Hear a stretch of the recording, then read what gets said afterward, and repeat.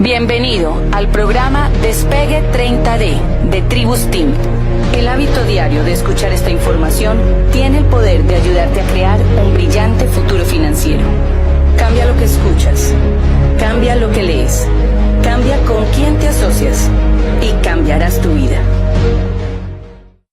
Buenas noches. Esta conferencia arranca, o más bien la titulé, Descifrando el Código de la Riqueza. Porque desde hace mucho tiempo, constantemente yo me preguntaba, ¿por qué hay gente que logra unos resultados en la vida, desde el punto de vista financiero, totalmente sobresalientes, y por qué hay gente que pasa sin pena ni gloria? ¿Alguna vez te has preguntado eso? Y de pronto uno puede darse algunas respuestas a esa pregunta. Uno puede decir, no, pues porque de pronto esta persona tuvo cierta educación y esta no. Pero empieza uno a revisar casos y se da cuenta que hay gente sin educación que tiene un resultado económico bien interesante. Y hay gente con más o menos buena educación con un resultado súper promedio. Yo todo el tiempo me estaba preguntando ese tema. Sobre todo desde que estaba antes de acabar la carrera. Me acuerdo que comparto clase con un pelado, con un muchacho, 6 meses menor que yo, de origen judío, ¿no? Si yo les digo a ustedes rápidamente, judío, ¿rico o pobre? ¿Ustedes qué dicen? Rico. Tienen plata casi todos. Y este tipo me había contado que había empezado una empresa con gente de su comunidad, y estoy hablando del año 90 y tantos, hace muchísimo tiempo, él ya estaba generando 50 millones de pesos mensuales de ingreso. Eso sí, era bien viejo, tenía 21 años de edad. Entonces me puso a pensar un montón de cosas. ¿Cómo así? ¿Qué es lo que hace cierta gente para tener ciertos resultados? Descifrando el código de la riqueza. Es como descifrar un código. Es como una combinación de una caja fuerte. Toca saber qué combinación poner, qué combinación de números poner para que el resultado se dé. ¿Y por qué? Porque yo creo que en la vida muchas veces hemos tenido un montón de programación por medio de nuestros padres, profesores, la gente con que convivimos, que nos empieza a meter información que nos dice que nosotros no podemos lograr ciertas cosas. Como dice la lámina, usted no es pobre, usted es empobrecido. Nos meten tanta información, muchas veces basura, que desafortunadamente no nos lleva a donde queremos llegar. Yo quiero hacerles una pregunta.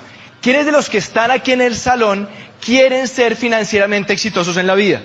Una cosa es querer, ¿no? Ahora, ¿quiénes piensan realmente que van a ser financieramente exitosos? Ay, tan bonito. Todos levantando la mano. Ahora fíjate, ¿quiénes de los que levantaron la mano la primera oportunidad y la segunda oportunidad han buscado un mentor, se han asesorado de alguien realmente rico que los enseñe a ser ricos? O sea, eso es como si yo quiero ser médico, si me apasiona en la vida fuese a ser médico y yo no paso por la escuela de medicina. Así sea médico general de los 7 años, los 5 más rural más internado. No soy médico, no voy a poder operar como médico, por lo menos legalmente hablando. Exactamente yo me di cuenta que es lo mismo. Queremos ser exitosos financieramente hablando, pensamos que vamos a ser exitosos financieramente hablando, pero muchas veces nunca nos hemos tomado el trabajo de identificar personas exitosas y ver qué diablos han hecho, qué han ejecutado, cómo ven el mundo, cómo piensan, cuál es su sistema de creencias para ser ricos. Y eso es bien interesante. ¿Y por qué hablo de esto? Porque hace mucho tiempo conocí a este señor, el que sale ahí en la diapositiva. Él se llama Thomas Corley. Es un tipo rico y exitoso, tiene un magíster en impuestos. Pues lo interesante es que este tipo hace mucho tiempo le dio por tomarse un año sabático. Se retiró lo que estaba haciendo y se tomó 5 años para poder identificar qué lleva a una persona a ser rica y qué lleva a una persona a ser pobre o a tener resultados mediocres financieramente en la vida. Y particularmente lo que el tipo hizo es que él documentó las actividades diarias de 233 personas ricas y de 128 personas pobres. Ahora, no solamente lo hizo en Estados Unidos, lo hizo en Centroamérica, América del Sur, Europa, Asia, la cuenca del Pacífico, en un montón de regiones empezó a convivir, a documentar las actividades diarias. ¿Por qué? Porque los seres humanos somos seres de hábitos. ¿Cómo te explicas que hay 2 personas de la misma edad, nacen en el mismo barrio, misma condición socioeconómica, personalidades digamos parecidas, y uno se vuelve sobresaliente en exceso financieramente hablando y el otro se queda ahí en el remojo, se queda ahí sin prosperar? ¿Por qué? Por lo que hicieron todos los días. Y saco un estudio que es bastante largo, y yo saqué de ese estudio algunos ítems que me llamaron muchísimo la atención entre ricos y pobres. Mira lo que él dice. El 6% de la gente rica juega a la lotería versus el 77% de la gente que no es rica, o más bien que es pobre. Encontró que el 80% de la gente rica está enfocado en por lo menos una meta. Tiene por lo menos una meta versus el 12% de la gente que no tiene plata. Es como si la gente que no tiene recursos estuviera tan metida en el día a día, tan metida en lo urgente, lo que tiene que hacer, que nunca logran hacer un alto en el camino e identificar algo que realmente quieren lograr para empezar a hacer algo en pro de eso que quieren lograr. Esta me encanta. Encontró que el 83% de la gente que eran muy ricos, el 83% le prestaban muchísima atención a asistir a las reuniones escolares de sus hijos, versus el 13% de la gente que no tenía plata. Yo empecé a leer por qué, me pareció curioso ese punto. ¿Sabes por qué? Porque les parecía muy importante saber qué profesores, cuáles eran los profesores que estaban influenciando en sus hijos. ¿Cómo veían el mundo esos profesores? ¿Qué pensaban con respecto a la prosperidad, del dinero, del emprendimiento esos profesores? Para saber si en casa tenían que ajustar algunas cositas o si estaban más o menos bien con esos profesores. ¿Qué más encontró? Mira esto. 66% de la gente con plata le dedicaba por lo menos 5 horas al mes a hacer networking versus el 26% de la gente pobre. ¿Qué es networking? Ellos identificaban gente experta en diferentes campos y los invitaban a comer, a tomar un café, a almorzar para poder nutrirse de esa mente de esa persona, o sea, para poder aprender cómo estaba viendo el mundo, por lo menos 5 horas en el mes. 8% de la gente rica cree que la riqueza depende de la suerte, versus el 79% de la gente que no tiene plata. Cuando tú crees que tener plata depende de la suerte, automáticamente, ¿qué estás haciendo? Estás quitándote poder y control, porque no depende de ti, depende de otro. Depende de un jefe, de un gobierno, de una legislación, depende de si vienes de una familia, si estudiaste o no, si estudiaste esto o no, un montón de cosas que están afuera. Y el último ítem que yo saqué para esta conferencia es 92% de la gente rica cree que montar empresas es la mejor forma para construir riqueza. Bien interesante. Cuando yo leo estos puntos y otros, me doy cuenta de una cosa bien interesante, saco una primera conclusión, y es que los padres pobres tienen hábitos de pobreza y por lo tanto les enseñan a sus hijos a ser pobres. Y la gente rica tiene hábitos de riqueza y les enseñan a sus hijos a ser ricos. Y eso es bien importante, un punto. En nuestros países hablamos de una tremenda desigualdad económica. Unos poquitos ganando mucho, muchos ganando muy poco. Y nos centramos ahí. Pero yo creo que hay una desigualdad de papás.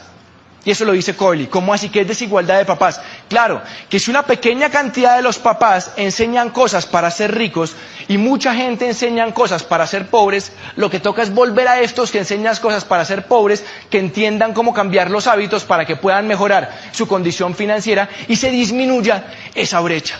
Y yo empiezo un punto en mi vida en que empiezo a revisar toda esta información y yo me encuentro trabajando en ese momento en una compañía multinacional, digamos que apetecía por muchos, en el sector financiero, un buen cargo, pero llega un punto en que yo me empiezo a preguntar ciertas cosas. Empezaba a mirar gente que me llevaba 5, 10, 15 años y empezaba a mirar cómo vivían, cuál era su calidad de vida, cuánto ganaban en el tiempo libre y empecé a incomodarme. Me di cuenta que entre más exitosa era una persona en el mundo del empleo, exitosa en términos de plata, si ganaba un poquitico más, madrugaba más y ya no trabajaba hasta las 5 o 6. Trabajaba hasta las 6:30, 7, 7:30, 8. Empecé a mirar gente que estaba en sus 30s y se estaban ya recién casados o llevaban poco tiempo de casados y me di cuenta que no veían a sus parejas, que se veían bien temprano en la mañana, totalmente recontramadrugados y por la noche hechos unos trapos, cansados de trabajar, en que casi ni hablaban. Querían ver televisión, comer algo y acostarse a dormir porque el siguiente día tocaba ir a trabajar. Y empecé a darme cuenta de eso. Y empecé a mirar gente con 30 y pico, ya con hijos, y me di cuenta que papás y mamás cada vez compartían menos tiempo con los hijos, porque mamá y papá estaban trabajando, y empecé a darme cuenta que eso iba a ser mi vida. Entonces me incomodé, y como me incomodé, estaba buscando. Y como decía Coley, que el 92% de la gente rica creían que para construir riqueza era clave montar una empresa, yo empecé a decir, ¿qué diablos monto? Porque es que uno dice, sí, va a montar empresa, pero ¿qué monto? No estoy hablando de un negocio, hacer un negocio, estoy hablando de construir una empresa. ¿Qué es un negocio? Compras un carro en 40 millones, lo vendes en 45, te ganaste 5 millones. Hiciste un negocio. Una empresa hay que construirla, es como este edificio, lo construyes, lo arriendas, le sacas dividendos. Eso es construir, es lo que yo quería construir. Pero qué idea, yo decía, ¿qué se me ocurre? Las cosas que encontraba costaban un mundo de plata que yo no la tenía en ese momento. No tenía experiencia, era muy joven y llevaba un tiempo de buscar y buscar y buscar, como 6, 7, quizás 8 meses. En ese momento llega un súper amigo de universidad, de rumba, nos veíamos todas las semanas, me dice: Camilo, hice un programa de emprendimiento aquí en Bogotá y conocí un tipo que la tiene clara. Hay un proyecto que está arrancando y parece que tiene un potencial súper interesante. Yo vivía con mis papás en ese momento y me empieza a contar, me empieza a hablar como de una serie muy sencilla, una hoja de papel, de algunas posibilidades, pero cuando me empieza a contar me dice: oiga, si tiempo y dinero no fuera problema, ¿usted qué haría? O sea, no le falta plata, tiene el tiempo para disfrutarlo, ¿usted qué haría? Yo le decía: ¿cómo así, Juan Ricardo? Sí, piense que es imposible fracasar, ¿no? Piense que puede hacer lo que quiera con su plata. ¿Cuáles son sus sueños? ¿Usted qué haría? Y fíjate, yo tenía 23 años de edad y ya yo empezaba a tener un montón de techo en mis perspectivas, porque lo que yo veía que me esperaba era trabajar 30, 35, 40 años para otro. Y cuando Juan Ricardo me hace esa pregunta, yo le digo: no, pues de pronto esto o esto. Y me dice: póngalo en una lista, hagamos una lista de sueños. Y empecé a hacer una lista de sueños. Pero yo te pregunto a ti, ¿tú qué harías si tiempo y plata no fueran problema? ¿Cuáles son tus sueños? ¿Qué es lo que tú quieres buscar? ¿Qué te hace realmente feliz? ¿Cuál es tu pasión realmente? Si no tuvieras ese estrés, ¿tú qué harías? ¿Qué harías si fuera imposible fracasar? Y yo anoté, por ejemplo: Juan, yo no quiero depender de un trabajo. Yo empecé a darme cuenta que el valor que regía mi vida era la libertad. No tenía tan clara esa palabra, pero sabía que era eso. Quería la plata y quería el tiempo y quería algo que me diera un sentido de trascendencia a mi vida. Yo quería algo así, era libertad. Y yo pensaba que si crecía corporativamente hablando, la jaula del empleo iba a cambiar las barras de hierro a bronce, bronce a plata, plata a oro, pero iban a seguir siendo una jaula, iban a seguir siendo barras, y no quería eso. Yo no quería estar hasta mis 55, 60 años trabajando para otra persona, yo no quería eso. Sentía que la vida era muy cortica y que se me iba a pasar muy rápido trabajando para otro, así el puesto fuera bueno. Y anoté: ¿sabe qué? Yo quiero tiempo para mi familia. A mí nunca me faltó nada, afortunadamente. Mi papá sigue trabajando como médico, un médico muy exitoso, ingresos muy altos, pero yo tuve papá desde sábado a las 2 de la tarde y domingo. Estaba trabajando, él salía a 6 de la mañana, llegaba a 8 de la noche, y pues yo no lo veía por la mañana, y cuando me acostaba era el besito, buenas noches, y no más. No tenía relación con mi papá cercana hasta los 18, 20 años. Y yo dije: ¿sabe qué, Juan? Yo quiero, cuando tenga hijos, poder compartir tiempo con los hijos. Y con mi esposa. No estaba casado, no tenía hijos, pero me quería casar después y quería tener hijos después. Y quería poder compartir, saber lo que es vivir una familia. No tener una familia, vivir una familia. Y entonces me dice Juan: bueno, le digo: bueno, ya, paremos acá. ¿De qué se trata esto? Y me dice: Camilo, hay dos cosas que usted tiene que tener claras. Si entiende esas dos cosas, usted tiene posibilidad de entender este negocio. Le dije: bueno, ¿qué tengo que entender? Entonces, lo primero que me decía Juan es: oiga, ¿usted es consciente que todos los meses o cada quincena o lo que sea compramos cosas? Le dije: sí, ¿entiende eso? Yo le dije: sí, lo entiendo. Me dice: perfecto, vamos a pasar al siguiente punto. Lo siguiente que tiene que entender es que la forma en que los productos están llegando a un mercado ha empezado a cambiar. Antes pasaban, como está ahí arriba, a través de una cadena de intermediación larga, fortalecida por la publicidad. Pero ahora, me decía Juan Ricardo, ahora con la aparición de Internet eso está cambiando.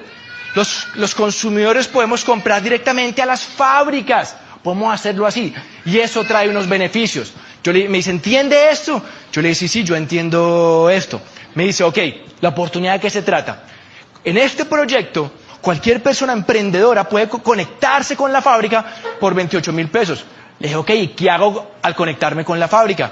Me dice: mire, usted hace lo siguiente. Número 1, redirecciona su consumo. Todo eso que está comprando en otro lado, donde sea que esté comprando, ya no lo compra allá, y lo que esté disponible en su negocio, lo compra de su propio negocio a través de ese código que lo conectó con el fabricante. Me dice: ¿usted es capaz de hacer eso? Le dije: cambio mi lugar de marca. Con el código dejo de comprar acá y me compro a mí mismo con el código. ¿Es así? Me dijo: sí. ¿Qué más hago? Me dice: usted empieza a crear una comunidad. ¿Yo qué es eso? Un grupo de personas que hacen lo mismo que usted. Compran un código que los conecta al fabricante y cada uno de ellos dejan de comprar donde estén comprando y empiezan a comprar directamente al fabricante. Y empieza a crear una red, una comunidad. Le digo, ¿y cómo aprendo a hacer eso? Me dice, clave, usted se educa para convertirse en profesional. Y me preguntaba, Camilo, ¿usted cuánto le tardó llegar ahorita para graduarse de ingeniero industrial de la Universidad de los Andes en Bogotá? Yo dije 5 años. Me dijo exactamente igual, usted se educa, pero para tomar esto y lograr que sea para usted algo con un potencial empresarial. Me dice, Camilo, ¿me entiende? Y yo le digo, sí, más o menos, Juan. En la medida que esa red sea más grande, se mueven más volúmenes, y más volúmenes, pues generan normalmente un mayor ingreso. Y yo empecé a hacer un cálculo, que siempre lo explico con esa laminita. Y quiero preguntarte a ver si tú lo ves para ti, si ves que esto es posible. Ahora que yo decía, ok, ¿qué tal que me empiece a volver bueno en este asunto? Y arme una red dentro de los cuales haya 100, que cada uno sea responsable por 1 millón. ¿Cuánto facturaría ese negocio? 100 millones al mes. Y dije, ¿qué tal que me vuelva profesional en esta vaina? Y arme una red dentro de los cuales por lo menos haya 1000. 1000 responsables por 1 millón cada uno. ¿Cuánto da 1000 por 1 millón? 1000 millones de pesos mensuales. Y eso me quedó retumbando. Porque yo sé, y todavía sé, que montar un negocio que venda mensualmente 1000 millones de pesos al mes no es fácil. Y si lo montas requiere una inversión importante, pones en riesgo esa plata, probablemente tienes que dejar lo que estás haciendo para dedicarte a eso. Yo sabía que poder generar una empresa que vendiera 1000 millones de pesos al mes era algo interesante. Lo que tenía que descubrir es que fuera real, que tuviera un potencial serio, que valiera la pena de mi tiempo y que realmente pues se pudiera hacer. Entonces yo entiendo esto y le digo, bueno, pero hay un montón de cosas por allá medio raras, ¿no? Uno oye todos los días pirámides, esta empresa, ¿con quién? O sea, ¿con quién armamos esa red? ¿Cómo lo hacemos? ¿Cómo sé yo si lo hago con esta o lo hago con esta? Y la gente puede opinar lo que quiera. Y a mí las opiniones siempre me resbalan. Porque hace mucho tiempo yo empecé a aprender, fue investigar. ¿Investigar quién? ¿Qué dice la gente que tiene los resultados? ¿Qué dice la gente que es reconocida? ¿Qué dice la gente que sabe? Y empecé a mirar. Y hay un tipo en el mundo que se llama Michael Klaus. Lleva 22 años desde la academia en la Universidad de Chicago, documentando casos de éxito en mercadeo en red. Y este Michael Klaus sacó un listado de las 25 compañías mejores, según él, de mercadeo en red. No es mi cuñado ni es tu vecino, ¿no? O sea, la opinión de él más o menos vale. Y saca 25 empresas. Y la primera, él dice, Amway. Y mira el criterio bien interesante, uno de los criterios por los cuales quedó de primera. Dice, la compañía debe llevar en el mercado por lo menos 10 años. Y yo pensaba, ¿no sería al revés más bien? Entre más nueva, más oportunidad de crecer. Y entonces empecé a leer y a documentarme, para que te quede claro. En los últimos 30 años en el mundo, más o menos es un promedio, cada año han nacido legales 1000 compañías de mercadeo en red, cada año por los últimos 30 años. ¿Cuánto da eso? 1000 por 30, 30.000. Empresas legales, no estoy considerando todo lo que son ilegales y sistemas piramidales, 30.000. Ahora, ¿saben ustedes cuántas de esas 30.000 han logrado pasar la barrera de 10 años? No llegan a las 60, no son ni 60. Entonces, como yo soy medio numérico, yo cojo, démosle el beneficio de la duda, 60 dividido 30.000, y si tú lo haces en tu celular, eso te da la brillante suma de 0.2%. Eso es lo mismo cuando yo me montaba hoy en el avión de Bogotá a Cali, me montaba ahí tranquilito, cinturón de seguridad, cogí la revista y llega el piloto y dice, bienvenidos señores y señores a su vuelo 9715 con destino a la maravillosa ciudad de Cali. Quiero contarles que la posibilidad de llegar a su destino es 0.2%. ¿Quién se queda dentro del avión? ¡Nadie! ¡Nadie!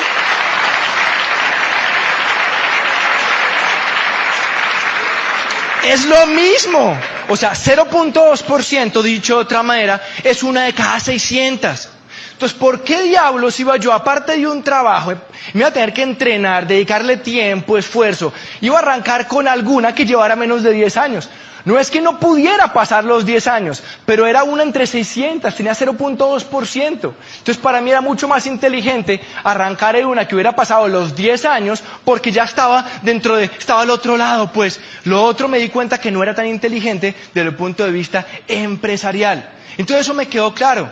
Y bueno, Amway, el tipo dice que es la número 1 y empecé a leer otros criterios y lo entendí.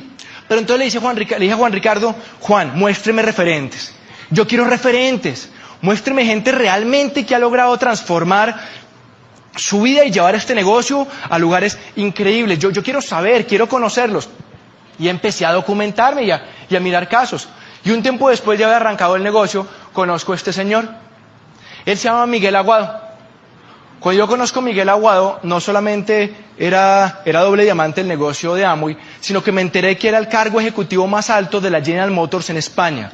En ese entonces, no hoy en día, en ese entonces la General Motors era la empresa más grande del mundo. Era como un Microsoft, un Oracle, una empresa gigantesca.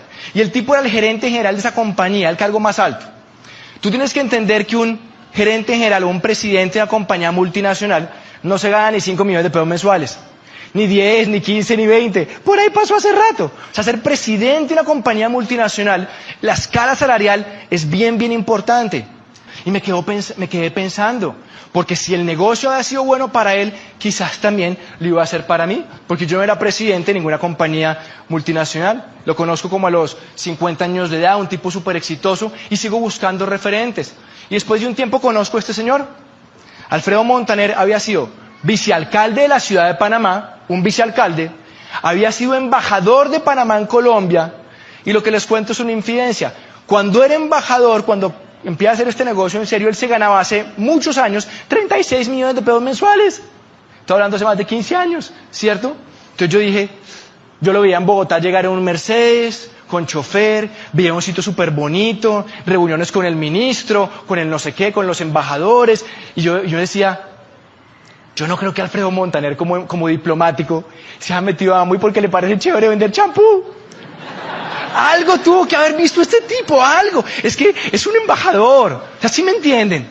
Y empiezo a tener unos referentes muy grandes que yo digo, increíble, esta gente que es gente de visión, que es gente de negocios, arranca el negocio de Amway, todos estos están en mejor situación que yo, tienen más experiencia, tienen más plata, tienen más reconocimiento, tienen más todo a nivel empresarial.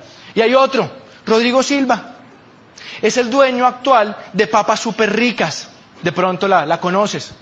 Es una empresa de más de 1.500 empleados, una empresa que lleva más de 50 años en Colombia. Rodrigo Silva es esmeralda de Amway. Y dice que arranca este negocio porque comparando lo que toma el tiempo, los recursos, jalar adelante una compañía como Papas Super Ricas y sacar adelante el negocio de Amway, son dos cosas completamente distintas. En invenciones, en riesgos, en temas legales, es distintísimo. Entonces cuando yo veía eso decía, no, un momentico, claro, estos tipos arrancaron y están súper bien parados en Amway porque tenían plata. Era gente influyente, era gente pesada. Por eso es que arrancaron el negocio de Amway. Entonces uno empezaba a mirar y volteé la torta. Encontré a Leonor Carvajal. Leonor Carvajal, si no estoy mal, nace en Pitalito, Huila, una familia sencilla, una familia humilde, se va para Bogotá, tiene segundo, tercero de primaria, o sea, no tiene educación, ¿no? Saca adelante 4 hijos como mejor puede y se hace diamante del negocio de Amway, viviendo en Ciudad Bolívar, más de 60 años, con diálisis. Creo que un día sí, un día no, va a que le hagan su rollo con respecto a la diálisis. O sea, una señora sola con más de 65 años, estrato 1, se hizo diamante en Amway. Sí, o sea, no tiene que ver con la posición. Era influyente como líder, tenía convicción en sí misma. Y empecé a mirar casos. Esta niña, Sara Vallejo. Sara Vallejo fue campeona mundial de patinaje, 20 y pico de años. Tiene título mundial de patinaje aquí en Colombia. Deportista exitosa. Y otro caso ahí para mostrar algunas cosas. Imagínate lo siguiente. Si has estado en Bogotá, en las afueras, como en el suroccidente, hay una población que se llama Mosquera. Imagínate que vas en carro, si tienes carro, si no, imagínate, vas ahí a tanquear con tu carro, llénelo, y sale él con overol, una cachuchita, tanquea el carro, Después lo empiezas a conocer porque tanqueas ahí cada semana o cada 2 semanas y le hablas con el chino Ciro y te das cuenta que el chino Ciro viene de Santander, una familia campesina, no sabe leer ni escribir, no ha hecho primaria, tiene 20, 21, 22 años. El chino Ciro simplemente quería algo más de la vida. Termina arrancando el negocio de Amway, se hace Esmeralda, se compra una camioneta y le da por ir a la bomba donde él trabajaba. Ya no estaba de overall, va ahí, va en su camionetica. Y se encuentra con un gerente a los cuales él le tanqueaba el carro, era cliente de esa estación de gasolina, ¿no? El carro de Ciro era mejor que el carro del gerente. Y el gerente pues cree que él está haciendo otra cosa y le dice, chino Ciro, ¿usted qué, lavando carros ahora? Y le dice, no, es mío. Claro, el gerente se timbra y queda así como medio raro y le dice, ¿y cómo así usted qué anda haciendo? Entonces le dijo, venga y le muestro. Lo que yo quiero decir es que, ¿por qué quise enfocar la charla así? Porque mostré personas muy distintas. Mostré un diplomático, te mostré un super ejecutivo, te mostré un empresario grande de este país, te mostré una señora, te mostré una pelada joven, te mostré un pelado aparentemente sin posibilidades en la vida. Diferentes personas, de diferentes edades, diferentes trasfondos sociales, diferentes personalidades. Una cosa, yo sí me di cuenta, tenían en común. Querían de verdad mejorar su calidad de vida, pero no habían encontrado un vehículo. Digo, oye, Juan, cuénteme cómo es el plan financiero, cómo funciona esta movida. Y él me dice, mire, es más o menos fácil. Me dice, mire, hay un primer escalón, aquí con número 1, que se trata de armar un grupo. Uno no les gusta vender, no venden muchos, otros les gusta vender, si venden, no importa, pero con la visión y empiezan a construir una comunidad. Cuando hacen esa comunidad, de que más o menos le compran a Amway 30 millones de pesos mensuales y lo sostienen todo un año, esa persona va a llegar a platino fundador y ese primer año se va a ganar más o menos 40, 50 millones de pesos adicionales. Ahora, si esa persona empieza a multiplicar, empieza a aprender cómo hace el negocio, le dicen que es Esmeralda. Y como Esmeralda, más o menos, se puede ganar 100, 100 y pico millones de pesos al año. Está bien, no eres rico, pero estás arrancando a generar un ingreso complementario que empieza a volverse interesante. Pero si entonces él duplica por 2 lo que es una Esmeralda, o sea, en vez de tener 3 grupos, tienes 6 grupos, entonces llegas a una cosa que se llama diamante, que es el principio para mí del negocio grande. Ahí arranca el negocio grande, no es el negocio grande, ahí arranca el negocio grande. Y ahí el primer año te puedes ganar 300 millones de pesos en ese año y lo puedes construir en 2, 3, 4, 5 años. Cuando yo veo y entiendo que tengo una oportunidad y que me permite a mí generar 300 millones de pesos al año, a mí me empieza a encantar esta historia. Sobre todo cuando empiezo a darme cuenta que no es solamente la plata, que cuando empiezas a llegar a ciertos niveles y los empiezas a consolidar por medio de la educación, entonces empiezas a comprar el tiempo. ¿Y se acuerdan que yo les dije que quería libertad? Entendí que por medio de este negocio no solamente podía tener el ingreso, sino también podía tener el tiempo. Y me encantó. Pero hay una cosa clave y con eso quiero cerrar. Yo estaba buscando. Este negocio es de buscar al que está buscando. Y si tú estás buscando realmente una vida mejor, más tiempo, emprender, créeme, con esta oportunidad tú puedes salir adelante si estás dispuesto a tomarla en serio a través de la educación. Mis amigos, gracias por su atención. Nos vemos en la próxima.